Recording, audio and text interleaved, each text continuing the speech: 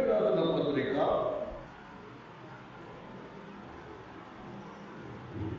13వ అధ్యాయం. అపోస్తలుడైన పౌలు హెబ్రీయులకు రాస్తూ 13వ అధ్యాయం అంటే ఆఖరి అధ్యాయంలో కొన్ని ప్రాముఖ్యమైన సంగతులను రాయించాడు. ఇందులో మనం గమనిస్తే 12, 13 వచనాలు జాగ్రత్తగా గమనించగలరు. హెబ్రీయులకు రాసిన పత్రిక 13వ అధ్యాయం 12, 13 వచనాలు 209వ పేజీ, కొత్త నిబంధన 209వ పేజీలో ఈ వచనాన్ని అందరూ గమనించగలరు. కావున యేసు కూడా తన స్వరక్తము చేత ప్రజలను పరిశుద్ధపరచుటకై గవని వెలుపట శ్రమ పొందెను. కాబట్టి మనము ఆయన నిందను భరించుచు శిబిరము వెలుపలకి ఆయనతో కూడా వెళ్ళెదము. ఈ వాక్య భాగంలో ఇంతకు ముందర కూడా మన మందిరంలో ధ్యానించాము.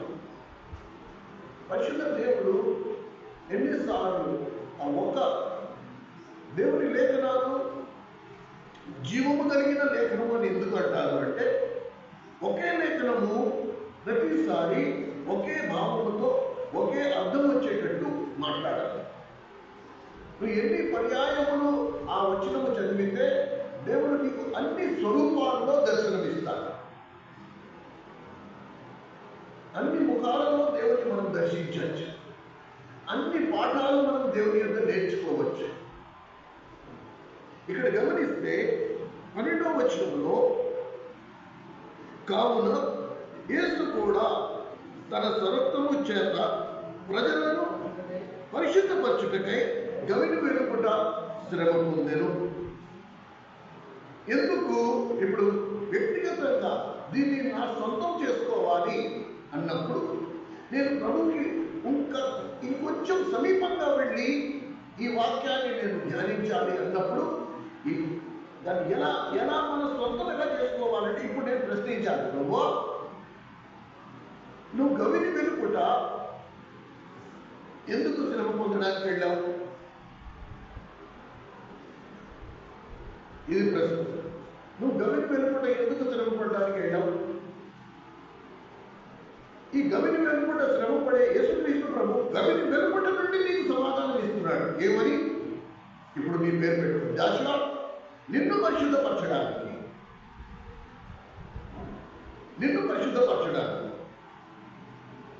ఇది ధర్మశాస్త్రం.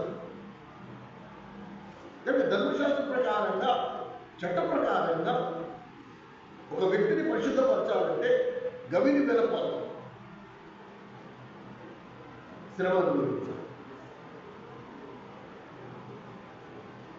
ఈ రెండు వచనాలు కొంచెం అర్థం చేసుకోవడం కొద్దిగా కష్టంగా ఉంటుంది. అసలు గవిని ఏంటి, యేసుప్రభు శ్రమ పడడం ఏంటి? ఒక్క మాట మాత్రం నిఖరం. ఇందులో ఏమని రాస్తుంది? 12వ వచనంలో, కావున యేసు కూడా తన స్వరక్తము చేత ప్రజలను పరిశుద్ధ. అసలు శ్రమ ఎందుకు పడ్డాడు? అసలు శ్రమ పడ్డానికి కారణం ఏంటి? ఎక్కడ శ్రమ పడ్డాడో ఇది పక్కన పెట్టాడు. అసలు యేసుప్రభు శ్రమ పడ్డానికి కారణం ఏంటి? నిన్ను నన్ను పరిశుద్ధపరచాలి. ఎందుకంటే అపరిశుద్ధమైనది, అపవిత్రమైనది ఏది కూడా ఆయన సమీపానికి చేరదు. అపవిత్రులుగా ఏ ఒక్కరు కూడా ఆయన సన్నిధిలోకి ప్రవేశించలేదు. కనుక ప్రభు తన స్వరక్తము చేత నిన్ను నన్ను పరిశుద్ధపరచడానికి గవిని వెలుపట శ్రమ పొందాడు. చూడండి, ఇక్కడ ఎప్పుడైతే ఈ మాట నేను జీర్ణించుకున్నాను, నా కొరకు నా ప్రభువు గవిని వెలుపట శ్రమ పొందడానికి వెళ్ళాడు, నన్ను పరిశుద్ధపరచడానికి నా ప్రభువు గవిని వెలుపట శ్రమ పడడానికి వెళ్ళాడు. కనుక ఇప్పుడు నా స్పందన ఏమై ఉండాలి? మన స్పందన ఎలా స్పందిస్తా? ఈ మాట నీకు తెలిసింది, నిన్ను పరిశుద్ధపరచడానికి గవిని వెలుపట ఆయన శ్రమ పడడానికి వెళ్ళాడు. దీన్ని నువ్వు ఎలా స్పందిస్తావు? ఎప్పుడైతే ఈ సత్యాన్ని నేను నేర్చుకున్నాను, తెలుసుకున్నానో, నేను ఇంకా శిబిరంలో ఉండడానికి ఏమాత్రం ఇష్టపడను. నా ప్రభు ఎక్కడున్నాడు? గవిని వెలుపడున్నాడు. నేను శిబిరంలో ఉండడం ఏంటి? ఇప్పుడు ఈ శిబిరం అంటే ఏంటి? శిబిరంలో ఎవరున్నారు? 13వ వచనంలో ఏం రాస్తుంది? కాబట్టి శిబిరము వెలుపలకి ఆయన యొద్దకు, ఆయన శిబిరంలో వదిలేసి వెళ్ళిపోయాడు. నీ కొరకు నా కొరకు మార్గం సిద్ధపరచడానికి వెళ్ళాడు. నన్ను పరిశుద్ధపరచడానికి వెళ్ళాడు. శిబిరము వెలుపలకే కాదు, గవిని వెలుపల, శిబిరము దాటి గవిని దాటి అంటే మందిరము బయటికి, ఆ తర్వాత గేటు, గవిని అంటే గేటు, గేటు బయటికి వెళ్ళి అక్కడ నీ కొరకు నా కొరకు శ్రమ పొందుతున్నాడు. నిజంగా ప్రభువు ప్రేమలో పడిన వాడు తన ప్రియుడు ఎక్కడుంటే ప్రియురాలు కూడా అక్కడికే వెళ్తుంది. ఈ చివరి అధ్యాయంలో అపోస్తుడైన పౌలు ఈ మాటలు రాయిస్తున్నాడు. అంటే ఎందుకు ఈ మాట అన్నాడు? మనము కూడా, అంటే మనం ఎక్కడున్నట్టు, ఎక్కడున్నాం? మనం కూడా మనం ఎక్కడున్నామండి? మనం శిబిరంలో ఉన్నాం. ప్రభు ఎక్కడున్నాడు? గవిని బయట ఉన్నాడు. కనుక మనం ఎక్కడుండాలి? ఆ శిబిరాన్ని వదిలి మనం కూడా గవిని దాటి బయటికి వెళ్ళి, ప్రభువా నన్ను పరిశుద్ధపరచడానికి నువ్వు శ్రమ పడ్డావు, ఇక మీదట నుండి నేను కూడా గవిని బయట నీ కొరకు శ్రమ పడతా. ఇది మన స్పందన అయి ఉండాలి. చాలా మంది 12వ వచనం దగ్గరికి వచ్చి ఆగిపోతారు. 12వ వచనం దగ్గర వచ్చి ఆగిపోవడం అంటే ఏంటి? నా అండ, నా బండ, నా కొండ, నా కొరకు శిలువలో నువ్వు ఏ విధంగా రక్తకారం చేశావు, నన్ను పరిశుద్ధపరిచావు, నన్ను నీ సొకే సంపాద్యంగా చేసుకున్నావు, ముఖస్థుతి ఇదంతా నువ్వేం చేస్తున్నావా అని. ఆయన చేసింది నువ్వు మళ్ళీ నోటితో వర్ణించక్కర్లా. నువ్వేం చేస్తున్నావు? శిబిరం దాటి బయటకు వెళ్ళావా? శిబిరం బాగుంది, ఇక్కడ మనకు కావాల్సిన వాళ్ళందరూ ఉన్నారు, ఇక్కడ మనల్ని ముఖస్థుతి చేసేవాడు ఉన్నారు. ప్రభు ఎలాగా లేడు ఇక్కడ. కనుక నువ్వు అంట, నువ్వు గొప్ప, ఒకరినొకరిని మనం పొగుడుకుంటా మనం ఇక్కడ ఉండిపోయాం. ఎక్కడ? శిబిరంలో. నేను శిబిరం బయటికి గవిని దాటి అవతలికి వెళ్తే నా స్వకీయులందరూ ఏమనుకుంటారు? నాకు కావాల్సిన వాళ్ళందరూ వీళ్ళు ఏమనుకుంటారు? కనుక వీళ్ళ అభిప్రాయం నాకు ముఖ్యం, ప్రభు అభిప్రాయం నాకు ముఖ్యంగా, ప్రభుత్వం నేను శ్రమ పడడం నాకు ముఖ్యంగా, మనుషుల అభిప్రాయం నాకు ముఖ్యం. కానీ ఎవరైతే ప్రభు ప్రేమలో పడతారో, ఎవరైతే ప్రభు ప్రేమ చేత బంధించబడతారో, ఎవరైతే ఈ వాక్యం చేత బంధించబడతారో వాళ్ళు ఇహలోక సంబంధమైన ఘనత, ఇహలోక సంబంధమైన గౌరవాలు, ఇహలోక సంబంధమైన సన్మానాలు, ఇహలోక సంబంధమైన ప్రతి వ్యర్థమైన దానిని వదులుకుని ఎక్కడికి వెళ్తారండి? గవిని వెలుపల తన ప్రభువుతో కలిసి శ్రమ అనుభవించడానికి. ఇప్పుడు శిబిరం దగ్గరికి వద్దాం. శిబిరంలో ఎవరున్నారు? ఈ శిబిరంలో? చాలా మంది దీన్ని ఎలా బోధిస్తారు తెలుసా? మనం కూడా ఈ లోకమును వదులుకుని ప్రభు కొరకు ప్రత్యేకింపబడాలి. నేను చదివిన తర్వాత నాకు మొట్టమొదటి తలంపు వచ్చిందనే, మనం కూడా ఈ లోకము నుండి వేరైపోవాలి. ఆయన గవిని బయటికి వెళ్ళిపోయాడు, శిబిరం దాటి గవిని బయటికి వెళ్ళిపోయాడు. మనము కూడా శిబిరం దాటి గవిని బయటికి వెళ్ళిపోవాలి ఆయనతో పాటు. అదే పిలుపు 13వ వచనంలో ఆ పిలుపే ఉంది. కనుక మనం కూడా అలా చేయాలి. అది లోకం అనుకున్నాం. కానీ మీరు కొత్త నిబంధనకు వస్తే ఎందుకు యేసు ప్రభువుని సిలువ వేయాలి అని కోరుకున్న వాళ్ళు ఎవరు? పిలాతా? హేరోదా? ఎవరు కోరుకున్నారు? అన్యులా? ఎవరు కోరుకున్నారు యేసు ప్రభువుని సిలువ వేయాలని? పిలాతు కోరుకున్నాడా? హేరోదు కోరుకున్నాడా? అన్యుడు కోరుకున్నాడా? ఎవరు కోరుకున్నాడు? శాస్త్రులు, పరిసయ్యులు, యూదులు.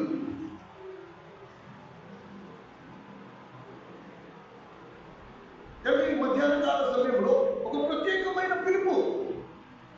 నువ్వు ఎక్కడి నుంచి బయటికి రమ్మంటున్నాడు? నీ స్వకీయుల మధ్యలోంచి నువ్వు బయటికి రా. దేవుని నమ్ముకున్న వారి మధ్యలోంచి నువ్వు బయటికి రా. ఆ 12వ వచనం దగ్గరికి వచ్చి ఆడిపోయిన వారి నుండి నువ్వు బయటికి రా.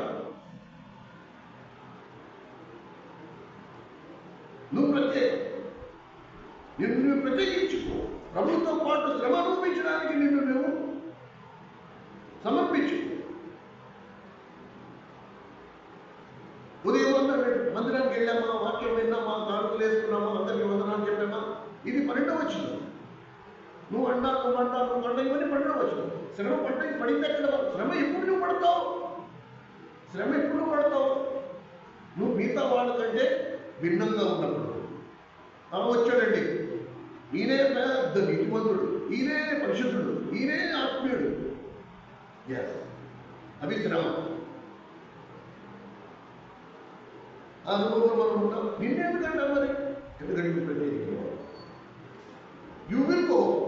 నువ్వు శిబిరం వెలుపల ఉన్నావు కాబట్టి ఈ వాళ్ళందరూ శిబిరం లోపల ఉన్న వాళ్ళకి నువ్వు ఎలా కనపడుతున్నావు?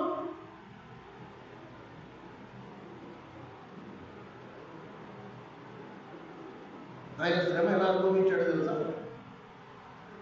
తండ్రి సర్వ సృష్టి ఎదుట తన కుమారుణ్ణి నిందకు అవమానానికి అప్పగించాడు. ఎంతమంది ఉన్నారో తెలుసా? పస్కా పండుగ రోజు ఎంతమంది ఉన్నారో అక్కడ తెలుసా? ఎంతమంది ఎదుట ఆయన అవమానపరచబడ్డాడు? ఎవరు? యేసుక్రీస్తు ప్రభు. ఎంతమంది ఎదుట శ్రమ పడాల్సి వచ్చిందో తెలుసా? అపోస్తల కార్యములు 2వ అధ్యాయం. అపోస్తల కార్యములు 2వ అధ్యాయం.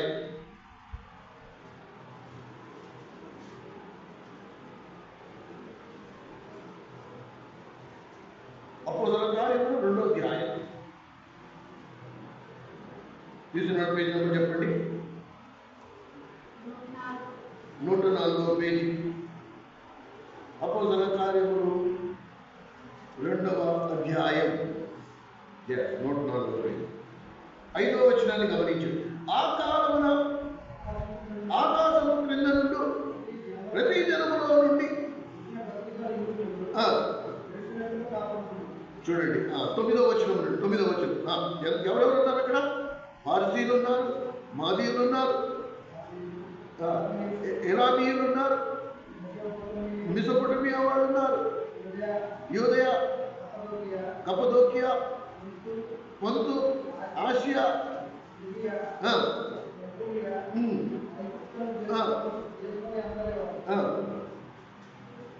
ఇంకా లిబియా,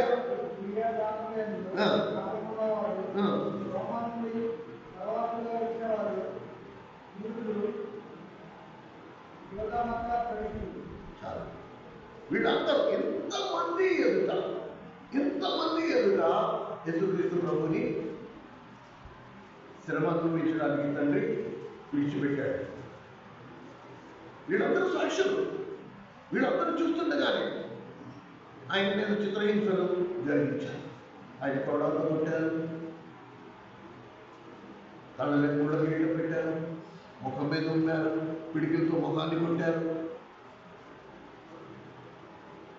ఒక్కసారి ఊహించి చూడు, ఈ గదిలో మన గదిలో నలుగురు ముందర నిన్ను ఒక మాటనే బూతు మాటనే తిడితే మనం ఎలా బాధపడిపోతామండి? కొట్టినంత బాధపడిపోతాం. అలాంటిది ఏ పాపము లేని వాడు నన్ను పరిశుద్ధపరచడానికి ఎంతోమంది జనాంగమును కళ్ళప్పగించి చూస్తుండగా వాళ్ళందరూ ఎదుర్కొన్నా శ్రమ పడ్డానికి మానవు దిశమును కప్పుకునే చాలుడు గుడ్డతో శిలువ మీద వెళ్ళాలి. దీనికి నీ స్పందన ఏంటా అని దేవుణ్ణి నమ్ముకున్నాను అనే మాట తప్ప, మేము దేవుణ్ణి నమ్ముకున్నాం అనే మాట తప్ప నీ స్పందన ఏంటి? నీ పెట్టుబడి ఏంటి? నీ మదుపు ఏంటి? నువ్వేం చేసావా అని వారంలో పడి వారం మందిరానికి రావడం, 4 మాటలు వినడం, నలుగురితో మాట్లాడడం, మంచి చెడు చెప్పుకోవడం, 2 ముద్దలు తినడం, ఇంటికి వెళ్ళిపోవడం, అంతే కదా? నువ్వు శ్రమ పడింది ఎక్కడా అని, నువ్వు శిబిరం వెలుపులకు వచ్చింది ఎక్కడా అని. శిబిరం వెలుపులకి రావడం అంటే ఏంటి? శిబిరం పెట్టుకుని రావడం అంటే ఏంటి? ఓ ప్రభువా, ఇక నేను నీ కొరకు ప్రత్యేకింపబడతాను. నువ్వు నా కొరకు శిబిరం వెలుపల శ్రమ పొందావు, ఇదిగో నేను కూడా ఆ శిబిరం వెలుపలకు వస్తున్నాను. ఇక మీదటి నుంచి నీ నింద నా మీద వేసుకుంటా. నీ కొరకు నేను శ్రమ అనుభవిస్తాను. నేను నిందింపబడ్డా పర్వాలా, నేను శ్రమ అనుభవించినా పర్వాలా, నేను నలుగురితో మాట అనిపించుకున్నా పర్వాలే, కానీ అనిపించుకున్నా నేను తప్పించుకో. నువ్వు ఎప్పుడంటే జనం నువ్వు ఎప్పుడైతే ప్రభు కొరకు నిలబడతావు, నువ్వు ప్రభు కొరకు నిలబడితే నీకు నిజం తప్పవు. మన క్రైస్తవ జీవితం మనం ఎలా సమతుల్యత ఎలా బ్యాలెన్స్ చేసేస్తామంటే, లోకంలోకి వెళ్ళినా మనకి గౌరవం, మందిరానికి వచ్చినా కూడా మనకి గౌరవం, ఇక్కడ గౌరవం అక్కడ గౌరవం, ఇది ఉండదు. యేసుక్రీస్తు ప్రభువుకు అలా లేదు. అసలు ప్రభు ఏం చేశాడు? ఇంకా ఇంకా ఇంకా ఈ హెబ్రీ 13వ అధ్యాయం 12-13 వచనాలకు మీ జీవితాన్ని ఇంకా దగ్గరికి తీసుకురావడానికి కొన్ని విషయాలను చెప్తాను, జాగ్రత్తగా గమనించాడు. ఏం చేశాడు? ఆయన గవిని వెలుపల శ్రమ అనుభవించాడు అన్నాడు కదా. అసలు ఏం జరిగినట్టు? ఏం చేసి ఉంటాడు ప్రభువు గవిని వెలుపల నా కొరకు? ఇశ్రాయేలుని ఐగుప్తు నుండి విడిపించాడు. ఇశ్రాయేలుని ఐగుప్తు నుండి విడిపించాడు. విడిపించి వారిని గిల్గాల్ గుండా నడిపించాడు. గిల్గాల్ అనే మాటకు అర్థం ఏంటి? యెహోషువ గ్రంథం ఒక్కసారి తీసి చదువుతాం. యెహోషువ గ్రంథం 5వ అధ్యాయం. యెహోషువ గ్రంథం 5వ అధ్యాయం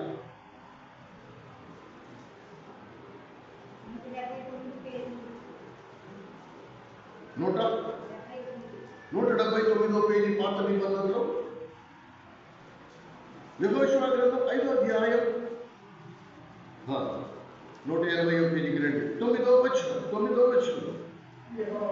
అప్పుడు యెహోవా, నేడు నేను ఐగుప్తు అవమానమును మీ మీద ఉండకుండా దొర్లించి వేసి ఉన్నానని యెహోషువతో నన్ను, అందుచేత నేటి వరకు ఆ చోటికి గిల్గాలు.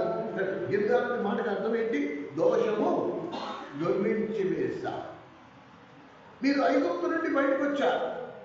ఐగుప్తు నిందతో మీరు కానాన్లోకి ప్రవేశించడం నాకు ఇష్టం లేదు. మీరు కానాన్లోకి ఎలా ప్రవేశించాలి? పరిశుద్ధులుగా, దేవుని ప్రజలుగా, దేవుని రక్తమును విమోచింపబడిన వారిగా, దేవుని స్వకీయ జనాంగంగా, దేవుని ప్రజలుగా మీరు ఆర్భాటంతో పాలు తేళ్లు ప్రవహించి కానాను దేశంలోకి ప్రవేశించాలి. మీ మీద ఎటువంటి నింద ఉండద్దు. సరేనా? ఇప్పుడు ఇదే మాటను మనం కొత్త నిబంధనలో ఈ హెబ్రీయులకు రాసిన పత్రిక 13వ అధ్యాయము 12వ వచనంలో ఎలా చదువుకుందాం? రండి.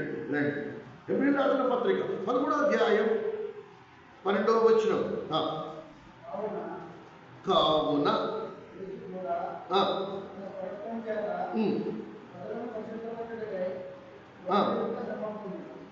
దీన్ని ఎలా చదువుకోవాలి మనము? నా మీద ఐగుప్తు దోషము ఉండకుండా దాన్ని దొర్లించడానికి, నా మీద ఐగుప్తు దోషం అనగా జన్మత కర్మత అనే పాపిని నా మీద దోషం ఉంది. క్రీస్తు రక్తంలో కడగబడినా సరే సమాజంలో అందరూ నన్ను దూషిస్తున్నారు, నన్ను నిందిస్తున్నారు. నా గతం వాళ్ళకి తెలుసు. కనుక నా మీద ఐగుప్తు నిందను దొర్లించేయడానికి నా ప్రభువు గవిని వెలుపట తన రక్తము చేత నన్ను పరిశుద్ధపరచడానికి గవిని వెలుపట నా కొరకు శ్రమ అనుభవించాడు. సరే, ఇప్పుడు దీన్ని ఇంకా స్పష్టంగా గ్రహించడానికి ప్రయత్నిద్దాం. కొందరి పేర్లు నేను చెప్తే మీకు అర్థమవుతుంది, కొంతమంది పేర్లు నేను చెప్తే మీకు అర్థమవుతుంది.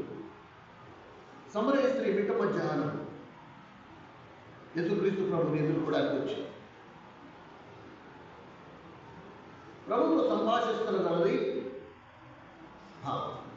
ఆమె మీద ఉన్న నింద ఏంటి? ఆమె మంచి స్త్రీ కానే కాదు, గుణవంతురాలు కాదు, పతివ్రత కాదు. 5 పెనిమిటికి విడాకులు ఇచ్చేసింది. ఇప్పుడు 6వ వాడు ఉన్నవాడు కూడా తన పెనిమిటి కాడు, అక్రమ సంబంధం పెట్టుకున్నాడు. ఇది ఆమె మీద ఉన్న నింద. అందుకని మిట్ట మధ్యాహ్నం ఎవరు లేనప్పుడు వచ్చి నీళ్లు చేదుకోవడానికి వచ్చారు. ప్రభు ఏం చేశాడు? ఆమె మీద ఉన్న నిందను దొర్లించేశాడు. యేసుక్రీస్తు ప్రభు ఏం చేశాడండి? ఆమె మీద ఉన్న నిందను దొర్లించాడు. నువ్వు జక్కయ్యని తీసుకో. జక్కయ్య ఎవరు? అన్యాయంగా సుంకము వసూలు చేసేవాడు, ధనాపేక్ష కలిగిన వాడు, అక్రమంగా ధనాన్ని సంపాదించుకున్నవాడు. ప్రభు ఆయన దగ్గరికి వెళ్ళాడు. ఏం చేశాడండి? ఆయన మీద ఉన్న నిందను దొర్లించి వేశాడు. ఈయనను అబ్రహాము కుమారుడే, ఈయనను అబ్రహాము కుమారుడే. ధనాపేక్ష కలిగిన, ధనాన్ని ప్రేమించే జక్కయ్య ఏమైపోయాడండి? అబ్రహాము కుమారుడు అయిపోయాడు. మగ్దలేన మరియా, వ్యభిచారం చేస్తున్నట్టుగా పట్టబడిన స్త్రీ, ఆమె ప్రభు దగ్గరికి వచ్చింది. ప్రభు కాళ్ళని పట్టుకుంది. వెంటనే ప్రభు ఏం చేశాడు? ఆమె మీద ఉన్న వ్యభిచారము నేరాన్ని దొర్లించేశాడు. తప్పిపోయిన కుమారుడు, అర్థమవుతుందా మీకు? అర్థమవుతుందా? తప్పిపోయిన కుమారుడు బుద్ధి వచ్చి తిరిగి వచ్చాడు. ప్రభు ఏం చేశాడు? తన అవిధేయత అనే నింద, తన స్వార్థపు నింద అనుభవించి దొరికింది. వీళ్ళందరికీ పరలోకపు గౌరవం చెందింది. ఒకప్పుడు వీళ్ళెవరు? ఘోర దుర్మార్గులు, పాపులు. వీళ్ళందరికీ ప్రభువు వలన, వాడి మీద ఉన్న నింద తొలగిపోవడం వలన వీళ్ళందరూ ఒక పరలోకపు గౌరవంతో దేవుని రాజ్యంలోకి ప్రవేశించారు. వీళ్ళందరూ ఓ ప్రేమ సహోదర సహోదరి, నీ మీద నా మీద ఉన్న ఐగుప్తు నిందను ఆ ప్రభు దొర్లించి వేసుకోవడం వలన ఇప్పుడు ప్రభు ఏం కోరుకుంటాడు? మనము కూడా శిబిరము వెలుపడాలి. అందుకని అపోస్తుడైన పౌలు ప్రసవ వేదన పొందడానికి కారణం ఏంటి? ఆ శిబిరం లోపల బాగుంది, అంత సౌకర్యంగా ఉంది, ఫ్యాన్లు ఉన్నాయి, కూర్చోడానికి కుర్చీలు ఉన్నాయి, టైంకి భోజనం ఉంది, అన్నీ ఉన్నాయి, చక్కగా అన్ని బోధనలు ఉన్నాయి, కాలక్షేపం అయిపోతుంది, టైం గడిచిపోతుంది, అంతా బాగుంది. ఇక్కడ శిబిరం వెలుపలికి వెళ్ళడానికి ఎవరు ఇష్టపడట్లా. గమని వెలుపలికి వెళ్ళి ప్రభుతో పాటు శ్రమ అనుభవించడానికి ఎవరు ఇష్టపడట్లా. ప్రభు మనం నిలబడతామనే మాటలు ఎవరికి ఇష్టం లేదు. ప్రభుని గురించి ఎవరికైనా చెప్తామంటే నోరు రావట్లే. మనకెందుకు? ప్రభు కొరకు సాక్షిగా ఉండాలంటే ఈ లోకంలో చలామణి అవ్వలేదు. కనుక ఎలా ఉన్నాం? దేవుని మందిరంలో విశ్వాసంలాగా, దేవుని మందిరం బయట అన్నిలాగా.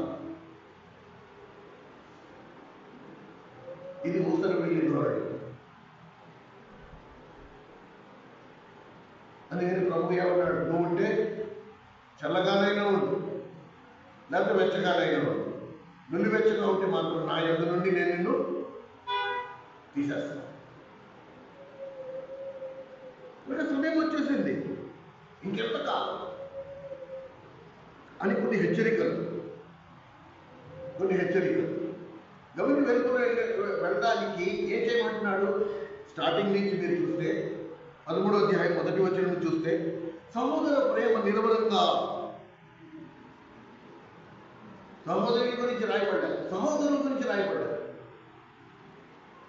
సహోదర ప్రేమ చదవండి 1వ వచనం నుండి. సహోదర ప్రేమ నిలబడంగా ఉండనీయుడి, ఆతిథ్యము చేయి మరొకడి. అది తెలియకుండానే దేవదూతలకు ఆతిథ్యం ఇచ్చారు. కనుక ఆతిథ్యం ఇచ్చడం నేర్చుకో, మంచిది. నీకు తెలియకుండానే దేవదూతలకు ఆతిథ్యం ఇచ్చిన వాడు అని చెప్తూ ఇక్కడ కొన్ని విషయాలు మీరు గమనించాడు. మీరును వారితో కూడా బంధింపబడినట్టు బంధకంలో ఉన్న వారిని జ్ఞాపకం చేసుకుని కనుక జ్ఞాపకం చేసుకుని వివాహం చేయాలి. వివాహం అనేది ఇక్కడ మీరు ఎక్కడి నుంచి అంటే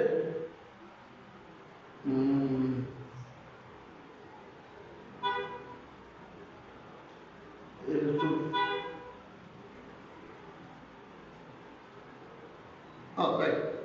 7వ వచనం నుండి మీకు దేవుని వాక్యము బోధించి మీపై నాయకులుగా ఉన్న వారిని జ్ఞాపకం చేసుకుని వారి ప్రవర్తన ఫలమును శ్రద్ధగా తలంచుకొనుచు వారి విశ్వాసమును అనుసరించి.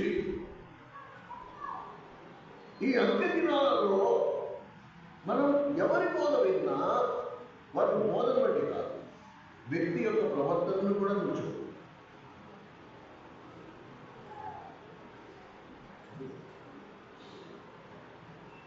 ఇవాళ బోధ వెనకాల తగిన జీవితం లేకపోయినా అట్టి వారికి ఘనత ఎక్కువ. పెద్ద పెద్ద కట్అవుట్లు, పెద్ద పెద్ద మెగా చర్చిలు ఒకచోట ఉండి ఆంధ్ర రాష్ట్రం అంతటా వాళ్ళు బోధించే స్థితిలోకి వచ్చేసారు.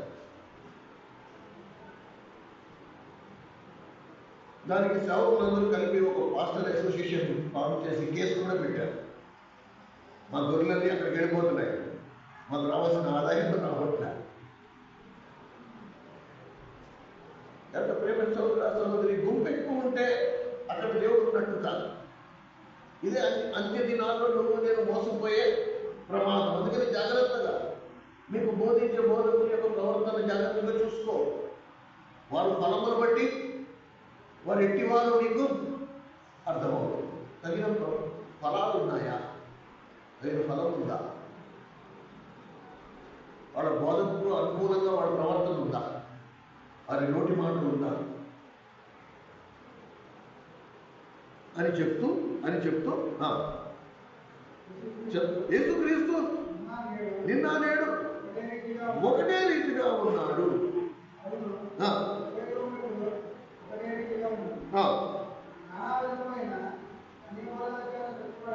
అదిగో ఇది ప్రాబ్లం. నానా విధములైన అన్య బోధన వైపుకు త్రిప్పబడబడి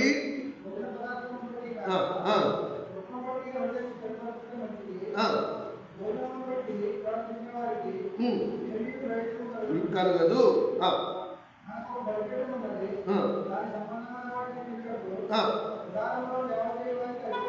లేదు నేటి వరకును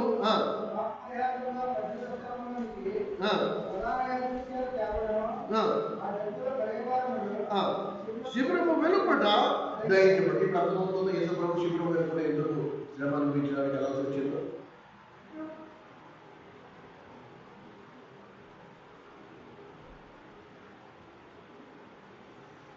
వాగ్దానం ఇందులో అందుకని జ్ఞాపకం పెట్టుకోవాలి.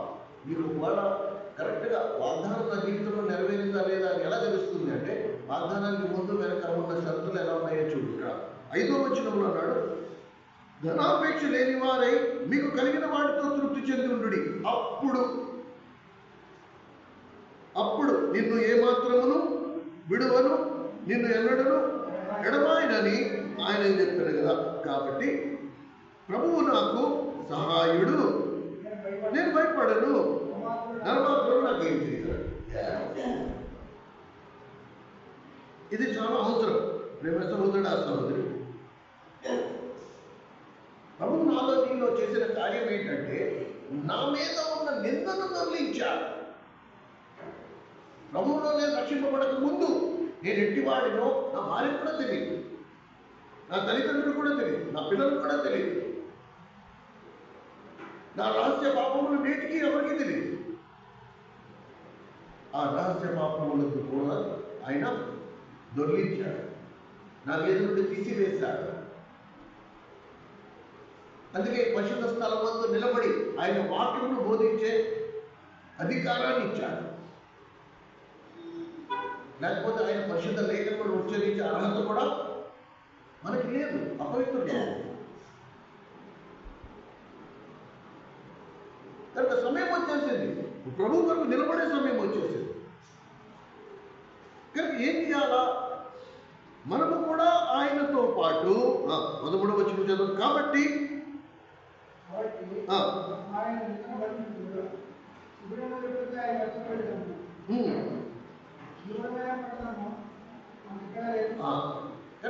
వీళ్ళు శిష్యుడు. ఎవరు శిష్యుడు అంటే తనే బోధకుడు ఎక్కడ ఉంటాడో శిష్యుడు కూడా అక్కడే ఉంటాడు. ఆయన్ని వెంబడించు వారు ఎప్పుడు కూడా శిబిరంలో ఉండరు. తమ సౌకర్యాన్ని చూసుకోరు, తన సుఖ సంతోషాన్ని చూసుకోరు, తమ స్వార్థాన్ని చూసుకోరు. ప్రభు కొరకు శ్రమపడడానికి ఇష్టపడతారు. అది ఎంత కష్టమైనా సరే, ఎంత దూరం వెళ్ళాలైనా సరే, ఎంత ఖర్చు పెట్టాలన్నా సరే.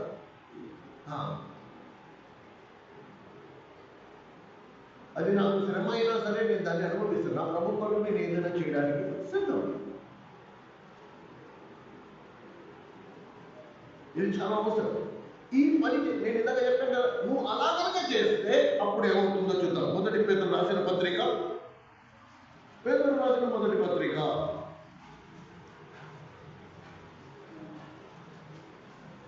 అలా చేస్తే ఏమవుతుంది? 214 పేజీ.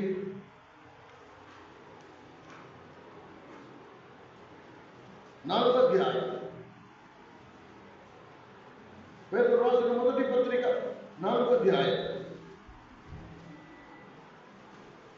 3వ వచనం.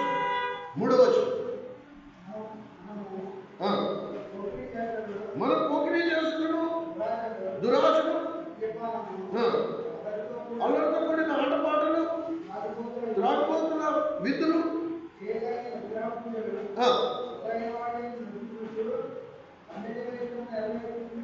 అన్ని జనుల విషయమై ఇష్టము నెరవేర్చు చూడుటకు. ఇప్పుడు అపరిమితమైన ఆ దుర్వ్యాపారమునందు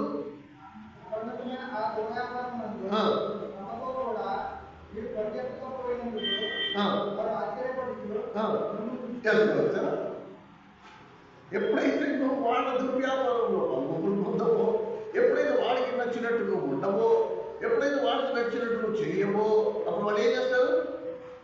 నేను 100% వచ్చింది. ఇప్పుడు అర్థమవుతుంది శ్రమ పడ్డం అంటే ఏంటో. ఇంతకుముందు వాళ్ళతో కలిసి మనం కూడా బతికిలేస్తుంది, వాళ్ళతో కలిసి మనం కూడా తాగిస్తుంది, వాళ్ళతో కలిసి మనం కూడా గంతులేస్తుంది. ఎప్పుడైతే నేను దేవుడు నమ్ముకున్నాను, నువ్వు ఇది నా ప్రభుకి తగదు, నేను చేయను ఆ పనులు, నేను రాను అక్కడికి, నేను ఆ సహవాసంలో ఉండను అనగానే ఏమవుతున్నాడు? అవునా రే మనోడు బాగుపడిపోయాడు రా, చాలా తీసుకురండి, కప్పి సన్మానం చేద్దాం అంటారా? చేయరంట. ఏం చేస్తారంట? 4వ వచనం మళ్ళీ చదువుతాం. అపరిమితమైన ఆ దుర్వ్యాపారమునందు తమతో కూడా మీరు పరిగెత్తకపోవునందుకు వారు ఆశ్చర్యపడుచు మిమ్మును దూషించుతున్నారు.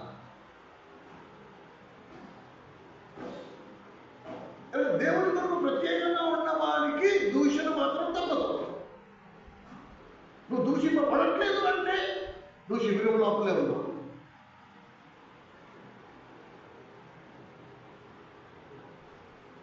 అన్ని జనులకు నువ్వు ప్రత్యేకంగా కనపడట్లేదు. అన్ని జనులకు నువ్వు కూడా అన్ని జనుడుగానే అన్ని జనులాలుగానే కనపడుతున్నావు. కనుక నువ్వు ఒకటే, నాకు మీది తినాలి, మాది తినాలి, మన ఇద్దరం.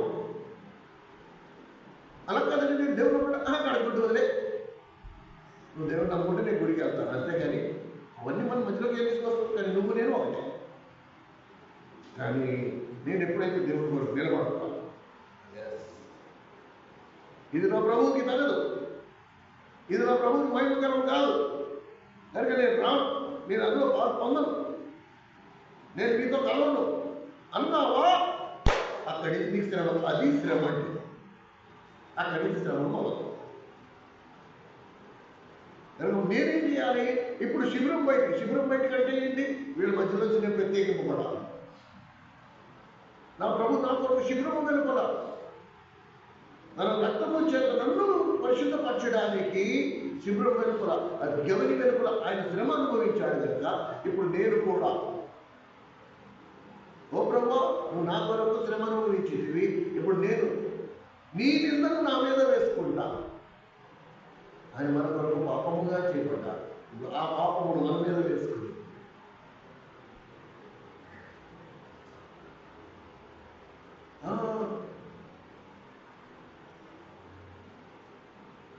చాలా ముఖ్యం అది, చాలా ముఖ్యం. ఈరోజు మనం ఎక్కడున్నాం?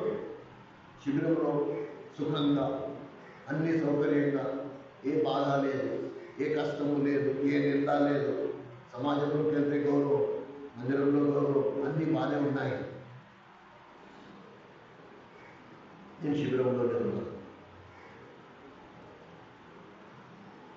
ఈ మధ్యాహ్న కాలం సమయంలో ప్రభు బలలో పాల్పొందకమును ప్రభు గవిని కల్పన నుండి నిన్ను నన్ను పిలుస్తున్నాడు. ఇంకెంతకాలం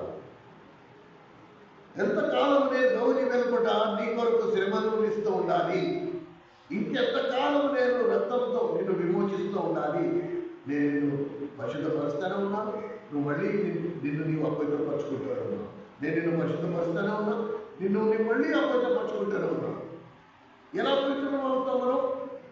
ఎప్పుడైతే ఈ లోకపు మాలిన్యానికి మనం గురవుతూ ఉంటామో, ఎప్పుడైతే లోక మాలిన్యానికి మనం అప్పగించుకుంటూ ఉంటామో, అప్పుడప్పుడు మనం అపవిత్రపరచబడతాం.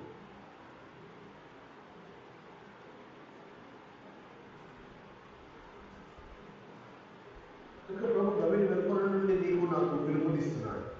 ఎంతకాలం? ఇంకా ఎన్ని సంవత్సరాలు? అన్న చెప్పినట్టే 31వ తారీఖు వచ్చేసింది, డిసెంబర్ నెల వచ్చేసింది. ఇక గంతులే గంతులు. ఈ సంవత్సరం, ఈ వారం అంతా, ఈ నెల అంతా ప్రతి చోట మీటింగ్లు, హడావిడి. క్రైస్తవేతరులకు సంపాదించే సమయం ఇది. ఎక్కడెక్కడ మీటింగ్ పెట్టుకుంటాడు, అక్కడ కొత్త గొప్ప వ్యాపారం జరుగుతుంది. బైబిల్ అమ్ముకునేవాడు బైబిల్ అమ్ముకుంటాడు, క్యాలెండర్ అమ్ముకునేవాడు క్యాలెండర్. మంచి ఆదాయ సమయం ఇప్పుడు. కానీ ప్రభు ఎక్కడున్నాడు? గవిని వెలుపట శ్రమ పడుతూ, ఇంకా ప్రసవ వేదన అనుభవిస్తూ, ఇంకా ఒకరిలో కూడా క్రీస్తు స్వరూపం అనేది ఏర్పడలేదు. నా స్వరూపం అనేది వీళ్ళు ఎవరికన్నా కూడా ఏర్పడలేదు. ఇంకా ఇప్పుడు ఇంకా ఎంతవరకు నేను శ్రమ పడుతూనే ఉండాలి?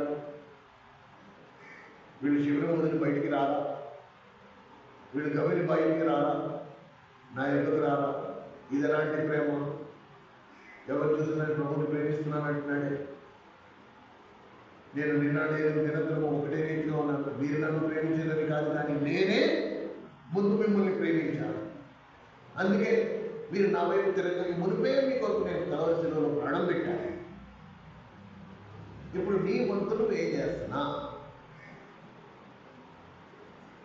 ముందు గొప్ప ఉన్నవాడు ఏం చేస్తున్నాడు తెలుసా? నేను దశభాగాలు వేస్తున్నాను. ఈజీ. తప్పించుకోవడానికి 100 మార్గాలు ఉన్నాయి, 100 మార్గాలు. నేను దశభాగాలు వేసేస్తున్నాను. లేకపోతే మందిరంలో భోజనాలు పెడుతున్నాను, లేకపోతే ఎక్కడ నేను ఎదురాళ్ళకి చేరువు మంచి పెడుతున్నాను. అందుకే మీ నీతి క్రియలు నా దృష్టికి మురికి.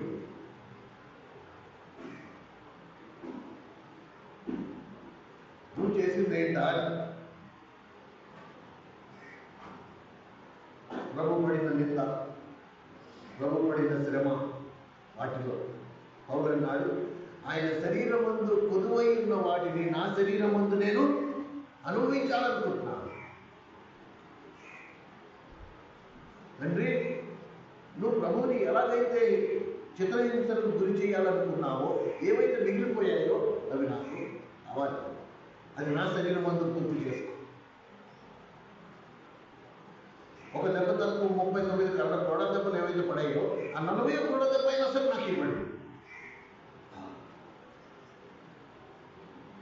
అప్పటికింత గుద్దినప్పుడు ఎన్ని గుద్దులు మిగిలిపోయాయో అవైనా సరే నన్ను కొట్టండి.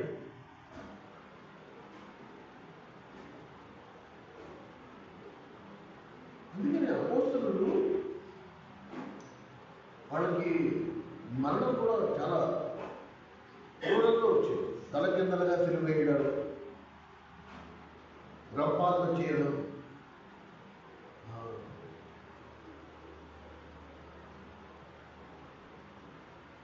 మనకి ఇంకా అలాంటి పరిస్థితులే రావాలి.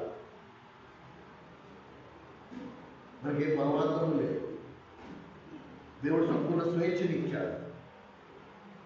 ఒకటే తేడా ఏంటంటే, ఆయన గవిని వెలుపట్టున్నాడు, మనం శిబిరంలో ఉన్నాం. మన నోటేముంది? నేను ఆయన్ని ప్రేమించుతున్నాను. నన్ను ప్రేమించే ప్రియురాలు, నీ ప్రియుడు గవిని వెలుపట శ్రమ అనుభవిస్తూ ఉంటావు. ఎలా ప్రేమ? ఎలాంటిది నీ ప్రేమ? అది మనకి మనమే ప్రశ్నించుకోవాలి. ప్రభు కొరకు చిన్న మాట పడము, మనం ప్రభు కొరకు చిన్న త్యాగం చేయలేము, ప్రభు కొరకు ప్రత్యేకంగా నిలబడలేము. రకరకాల ఒక్కరు మీరు చేయగలరు. ప్రభు కొరకు మీకు చేయాల్సిన నిలబడాల్సిన పరిస్థితులు వచ్చినప్పుడు మీరు నిజంగా నిలబడాలి. ఎవరిని కూడా ఆయనతో పాటు శ్రమ పడడానికి వెళ్ళామా మనం?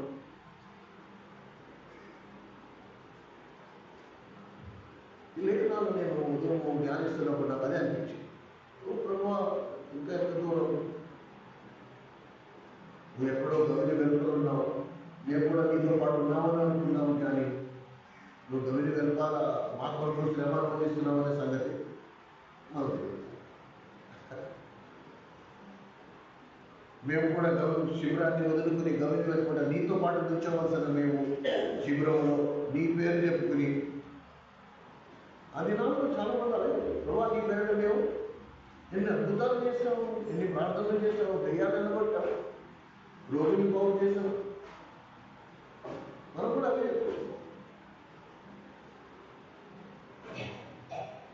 ఆ శిబిరముడు సుఖ సౌకర్యాలు వదులుకుని బయటికి ఎక్కడ ఎప్పుడు వచ్చావా అని. ప్రభుత్వ శ్రమ అనుభవించడానికి ఎప్పుడు నువ్వు నేను నడుము బిగించుకున్నామా అని. ఇది కొంచెం ఆలోచన చేయాలి. ప్రభు వాళ్ళలో పాల్గొన్నప్పుడు ప్రేమ సోదరుడా సోదరుడి మూల వాక్యానికి మళ్ళీ వద్దాము, తిరిగి రండి.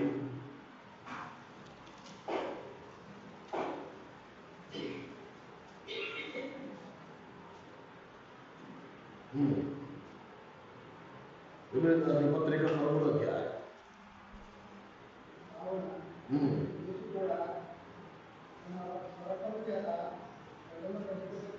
కావున యేసు కూడా తన స్వరక్తము చేత ప్రజలను పరిశుద్ధపరచుటకై కాబట్టి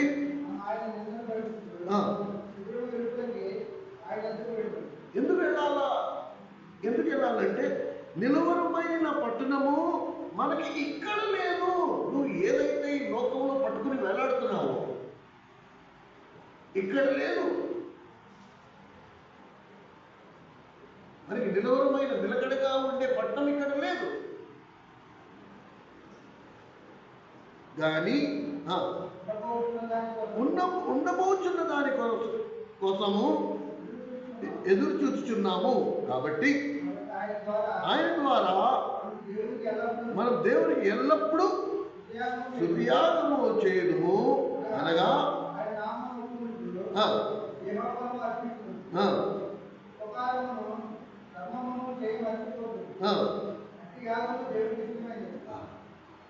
ఈ 13వ వచనం అనేది మీరు ఇంటికి వెళ్ళాక చదవండి. ఎంత అద్భుతమైన మాటలు, అది కూడా ఆఖరి అధ్యాయంలో రాయించడం కనుక ఇంకా ముఖ్యం. ముగించే ముందరే అసలైన విషయాలు ఉంటాయి. ప్రతి అధ్యాయం, ప్రతి పుస్తకంలో ఆఖరి అధ్యాయం అద్భుతమైన మాటలు ఉంటాయి. మీరు మత్తయి వార్త తీసుకోండి, లూకాసు వార్త తీసుకోండి, మార్కు వార్త తీసుకోండి, యోహాను వార్త తీసుకోండి, హెబ్రీ పత్రిక చూడండి, పేతురు పత్రికలు చూడండి, తెస్సలోనికీయులకు రాసిన పత్రికలు చూడండి, ఏ పత్రిక ఆఖరి అధ్యాయంలో అత్యంత గూఢమైన సంగతులు మీకు నమ్ముతారు. ఈ మధ్యాహ్నం ప్రభు వరలో పాల్గొనకు మునుపు ప్రేమ సోదర సోదరి సంవత్సరం లాస్ట్కి వచ్చేస్తుంది. ఎంతవరకు మనము ఆయన స్వరూపమందు రూపాంతరం చెందామో, ఇంకా ఎంతవరకు మనము ఆయన స్వరూపంలోకి రూపాంతరం చెందాలో మనం చూసుకుంటూ ఉండాలి, మనం కనిపెట్టుకుని ఉండాలి. ఇంకా ఏ విషయాలు పరిశుద్ధాత్మ దేవుని మందిరము, దేవుని సంఘంలో బోధను ఎందుకు మనకి అనుగ్రహించాడు అని మనం గమనిస్తే, ఇది కేవలం మన స్కానింగ్ రిపోర్ట్. ప్రతిసారి నేను ప్రతి ఆదివారం చెకప్ కోసం వస్తున్నాను. ఈ చెకప్ కోసం వచ్చినప్పుడు దేవుడు నాకు తన స్కానింగ్ రిపోర్ట్ ఇస్తున్నాడు. ఆ స్కానింగ్ రిపోర్ట్లో నా రిపోర్ట్ ఎలా ఉందో నేను చూసుకోవాలి. ఆ రిపోర్ట్కి తగినట్టుగా నేను నా జీవితాన్ని మలుచుకోవాలి. అలా చేత కాకపోతే ప్రభు దగ్గరికి రావాలి, పరమ వైద్యుడైన ప్రభు దగ్గరికి రావాలి. ప్రభు అలా లేను, నువ్వు చెప్పినట్టుగా లేను,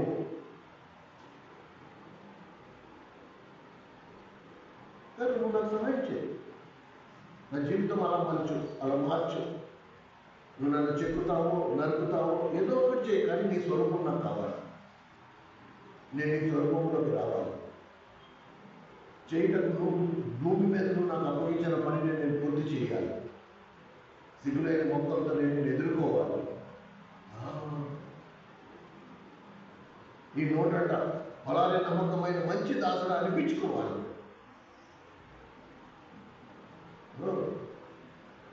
అక్కడికి వచ్చి తెలమోహం వేయడంట.